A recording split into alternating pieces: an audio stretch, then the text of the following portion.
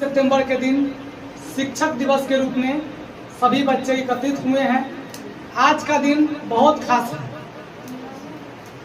एक शिक्षक और स्टूडेंट के प्रति क्या रिश्ता होना चाहिए, कि एक टीचर का क्या कर्तव्य होता है और एक स्टूडेंट का क्या कर्तव्य होते हैं टीचर के प्रति, इन्हीं सब के सम्मान में डॉक्टर सर्वपल्ली राधाकृष्ण के जन्म दिवस के शुभ अवसर पर, उनका जब जन्म हुआ था तो उन्होंने अपने स्टूडेंट को बताया था कि मेरा बर्थडे मत मनाओ, अगर बर्थडे मनेगा तो सिर्फ घर के लोग जानेंगे, अगर मेरा शिक्षक दिवस मनेगा तो पूरे विश्व के लोग जानेंगे।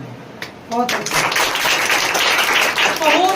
अच्छी बात उन्होंने कही कि आप लोग मेरा बर्थडे जितना खुशी से आप लोग उपहार लेके आए हैं, इतना बर्थडे मनाने का कोई हमें, आप बर्थडे मनाइएगा हमें उतना खुशी नहीं मिलेगी। आप इस बर्थडे पे प्रत्येक शिक्षक, चाहे वो शिक्षक मेरे 1 क्लास के ही क्यों ना हो, चाहे वो शिक्षक मेरे 2 क्लास के क्यों ना हो, चाहे वो मेरे शिक्षक ग्रेजुएशन के क्यों ना हो, शिक्षक का सम्मान करना मेरा क्या बनता है, कर्तव्य बनता है, फर्ज बनता है। दुनिया में 3 इंसान बड़े होते हैं, एक माता, एक पिता और तीसरा गुरु। माता पिता सिर्फ जन्म देते हैं और गुरु उसने क्या करते हैं, शिक्षा देकर हमें परिपक्व करते हैं। जिस व्यक्ति के अंदर शिक्षा नहीं होती है वह व्यक्ति का जिंदगी बदतर हो जाती है। बाबा साहब भीमराव अम्बेडकर को आप लोग जानते हो, ये किनके बलबूते से जाने, शिक्षा के बलबूते से। आज भारत के राष्ट्रपति कौन है, द्रौपदी मुर्मू। आज आप पता कर लीजिए कि आज द्रौपदी मुर्मू भारत के राष्ट्रपति हैं, लेकिन उनके अंदर शिक्षा आ गया, उनके अंदर गुण आ गया तो बड़े बड़े आदमी उनके सामने आके बैठते हैं। तो ये सब कौन करवाते हैं, शिक्षा। आपके अंदर एक एजुकेशन आ जाएगा तो इसीलिए कहता है एक रोटी कम खाओ लेकिन अपने बेटा बेटी को पढ़ाओ। आज हमारे समाज में शिक्षा इतनी जरूरी हो गई है, अगर हमारे घर में एक व्यक्ति अगर शिक्षित हो जाएंगे तो अपने हक और अधिकार के लिए वो लड़के अपना अधिकार ले लेंगे। गलत बात है कि सही बात है? सही बात है। इसलिए बाबू रे, अगर जो बच्चे मैट्रिक में हैं, शिक्षक का कोई बड़ा उपहार नहीं होता है। आप शिक्षक को पेन, कोई शिक्षक का उपहार पेन, वस्तु, पैसा, रुपया, धन दौलत नहीं होते हैं। शिक्षक का अच्छा उपहार यही होते हैं कि आप समय से शिक्षक का कर्तव्य कैसे उनका आदर करें। जहाँ पे देखे टीचर के सामने अपना शीश झुका ले। आज हम हैं, आदित्य सर मेरे बैचमेट है, मंजय सर मेरे सीनियर हैं, तो मंजय सर से हम लोग रेस्पेक्ट से बात करते हैं। क्यों? क्योंकि अगर मेरा फ्रेंड भी अगर कोई चीज सिखाता है, अच्छी चीज सिखाता है, तो मेरे लिए शिक्षक है। ये नहीं कि हमारे कॉपी पे ही बताएगा, लिखाएगा, पढ़ाएगा, वही मेरे लिए शिक्षक है। अगर एक फ्रेंड बताए बाबू रे ये भाई ये काम गलत है, अगर वो सही मार्ग पर लेकर हमको ले जा रहा है, अच्छी मार्ग हमें दिखा रहा है, तो मेरे लिए क्या है, टीचर है। टीचर का फुल फॉर्म आप लोग जानते होइएगा, TEACHER टीचर का फुल फॉर्म निकालिएगा, बड़ा अच्छा मीनिंग निकलता है उसका, और बड़ा अच्छा वर्ड भी है शिक्षक। पर्यायवाची शब्द है गुरु। तो बाबू रे कभी भी गुरु का सम्मान करना ना भूले। अगर कोई बच्चे गुरु का सम्मान नहीं करते हैं, इसका मतलब अपने माता पिता का भी सम्मान नहीं करते हैं।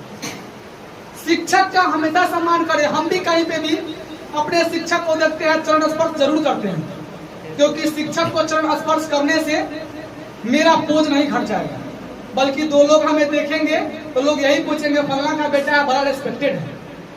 देखिए हम वहाँ पे शिक्षक का प्रणाम कर रहा था, तब आप किसी को प्रणाम कीजिएगा तो कोई आपको हंसता है, लेकिन टीचर के सामने आप सिगरेट खाइएगा तो लोग नहीं हंसते। उस समय लोग आपको बहुत हंसेंगे। इसलिए हम प्रत्येक व्यक्ति को बताते हैं, प्रत्येक स्टूडेंट को बताते हैं, टीचर वो हमारे 1 क्लास के होता और सबसे बेसी हमारा पावरफुल टीचर क्लास 10th के होते हैं। क्यों? क्योंकि आपके जिंदगी का बोर्ड एग्जाम का पहला सीढ़ी आपको चढ़ाते हैं, और बोर्ड एग्जाम का पहला सीढ़ी आपको वो पास कराते हैं, तभी ग्रेजुएशन में, तभी आप 11th में 12th में जाते हैं। तो सबसे पावरफुल टीचर वही होते हैं कि आपको पहला कदम। अभी आपको जो बच्चे मैट्रिक में हो गए, धक धक कर रहा होगा कि क्या न जाने क्या होगा मेरे मैट्रिक में, क्या नहीं होगा, और वही टीचर आपको क्या करेंगे, हाथ पकड़ के आपको क्या करेंगे, वही सीढ़ी पार करवाएंगे। तो अगर आप पास भी कर जाए, तो आप यहाँ से चले भी जाए, यहाँ से आपका विदाई भी हो जाए, आप टीचर को कहीं भी देखे, टीचर आपको धोखा से भी आपके घर पे पहुंच जाए, तो उनका आदर सम्मान करने में कतई नहीं छोड़े। क्योंकि टीचर का आदर सम्मान ही आपको महान बनाएगा। अगर आप टीचर का आदर सम्मान नहीं कीजिएगा तो कभी आप महान इंसान नहीं बनिएगा। एक छोटी सी कहानी है, बाबू ने सुन लीजिएगा ध्यान से। नहीं, एक कहानी है कि ऐसे में एक गुरु थे। अब पहले शिक्षा कहाँ मिलती थी?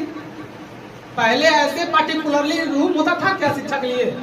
बेंच डेस्क होते थे, गुरुकुल हुआ करते थे, लोग जाके जंगल में शिक्षा प्राप्त करते थे नहीं करते थे? आप तो वो जमाना देखे नहीं, लेकिन पढ़ के आपको पता चला है कि सर पहले की शिक्षा बहुत कठिन हुआ करते थे। ऐसे में तो वहाँ क्या करते थे, एक शिक्षक वहाँ पे लोग गुरु थे और अपने जंगल में पढ़ा रहे थे शिष्य को। तो शिक्षक अब गुरु जो है बूढ़े होते जा रहे थे। उन्होंने कहे कि अब इसमें से हम 2 योग्य ऐसा विद्यार्थी को चुन लेंगे जो मेरे मरने के बाद इसका संचालक क्या करेगा, मेरे मर जाने के बाद इसको क्या करेगा, पूर्ण रूप से चलाएगा। तो उन्होंने 2 शिष्य को चुनने के लिए क्या किए, अपने जो होनहार छात्र थे, जिनको लग रहा था इस छात्र पर हमको पूरा विश्वास है कि ये संभाल लेगा इसको, तो अपने दोनों स्टूडेंट को बुलाए और बोले सुनो ना, हम कहीं ना कहीं अब बूढ़े होते जा रहे हैं, अगर हम बेसी बूढ़े हो जाएंगे तो हमसे संस्था नहीं चलेगी, मेरे मर जाने के बाद यह संस्था का संचालक तुम ही करना, लेकिन ये दोनों में से किसी एक को देंगे, दोनों को हम नहीं देंगे। तो बोला गुरुजी हम दोनों में से डिसाइड कर लीजिए किसको दीजिएगा सर। तो बोला इसके लिए हम तुमको कुछ देंगे और उसको तुमको संभाल के रखना होगा। तो बोला गुरुजी हमें क्या दीजिएगा? तो ऐसा चीज देंगे तुमको और उसको संभाल के रखना होगा, और जैसा हम दिए हैं उतना ही हमको चाहिए, ना उससे बेसी चाहिए लेकिन उससे कम हमको नहीं चाहिए। तो दोनों घबरा गया कि क्या देंगे गुरुजी, ऐसा कोई अनमोल रतन देंगे क्या? तो ना तुमको पैसा देंगे, धन दौलत कुछ भी नहीं देंगे, लेकिन कोई एक सामान तुमको देंगे जिसको तुमको क्या करके रखना होगा, संभाल के रखना होगा। और हम 10 साल, हम 2 साल 3 साल के बाद हम लौट के आएंगे गंगा स्नान से, और तुम वो सामान हमको सही सलामत दे दोगे तो हम ये संस्था तुम्हारे नाम क्या कर देंगे। तो कहा ठीक है गुरुजी दीजिए अपना क्या देना है। तो लाए और एक मुट्ठी, दोनों का 2-2 मुट्ठी गेहूं दी कि अपना हाथ में गेहूं लो तुम, इसको भी हाथ में गेहूं दी। अब बोला कि इसको संभाल के रखना, हम आएंगे तो हमें इतना ही गेहूं चाहिए, इसमें से एक भी दाना अगर कम गया तो तुम हमारा परीक्षा में क्या हो गया, फेल हो गया, असफल हो गया। बोला गुरुजी ठीक है जाते हैं बक्सा में रख देंगे। नहीं, तो बोला तुमको जहाँ रखना है जाकर रख दो। अब क्या किया, गया और उसको क्या किया, अपने एक लड़का जो है वो गया भगवान के पास रख दिया, अगरबत्ती दिखाने लगा। नहीं, बोला कहती भगवान तो इसको अच्छा करेंगे, इसको बढ़िया से रखेंगे इसको। एक लड़का क्या हुआ, अपने खेत में गया और उसको बो दिया। बोले दोनों में तेज कौन है, दोनों में तेज कौन है, अपने खेत में बो दिया। अब उस थोड़ा सा गेहूं हुआ बोया तो उससे गेहूं बढ़ेगा कि कमेगा, और जो वो अगरबत्ती दिखा रहा था अब गोबर के पास रख लेता, वो धीरे धीरे गेहूं सड़ने लगा। सड़ेगा नहीं सड़ेगा, कुछ सड़ेगा। अब गुरुजी आए और बोले दोनों को बुलाए, बताओ तुम लोग को गेहूं दिए थे। हाँ गुरुजी। पहला बड़ा से कहा तुम कौन ला, वो गया भगवान पर से उठा के लाया, कहा गुरुजी तो कम किया है, लेकिन भगवान पर हम रखे थे, भगवान कहीं खा गए होंगे। नहीं, अब मान लीजिए कहा करती कि ठीक है, अब तक दूसरा का बड़ा से पूछते हैं, तुम इधर तुम क्या किया गेहूं की? तो बोला गुरुजी आप जो गेहूं किए ना उसे जाके हम खेत में बो दी, चलिए आपको दिखाते हैं। देखिए पहला बार बोया था और उससे बेसी गेहूं हुआ, दूसरा बार बोया तो उससे और बेसी, एकदम लहलहाता हुआ दिखाई दे रहा था। गुरुजी गए, खुश हो गया, बात चला, तुम मेरा असली चेला हो। नहीं, तुम मेरा सबसे अच्छा चेला हो क्योंकि तुमने अपने समय का और गेहूं का सही इस्तेमाल करना सीखा। और ये बेहुदा जो है भगवान पे इसको विश्वास है और इसमें भगवाने पर रह गया। नहीं, और इसको भगवाने पर रह गया, मालूम हुआ कि गेहूं सड़ गया लेकिन गेहूं बढ़ा नहीं। तो अपने दिमाग का सही जगह उपयोग कीजिए, अपने समय का सही जगह उपयोग कीजिए। बात तो बहुत है लेकिन समय बहुत कम, लक्ष्य को संक्षिप्त में मनाना है, इसलिए मैं अपनी वाणी को क्या देता हूँ, विराम देता हूँ। जय हिंद, जय भारत, जय संविधान।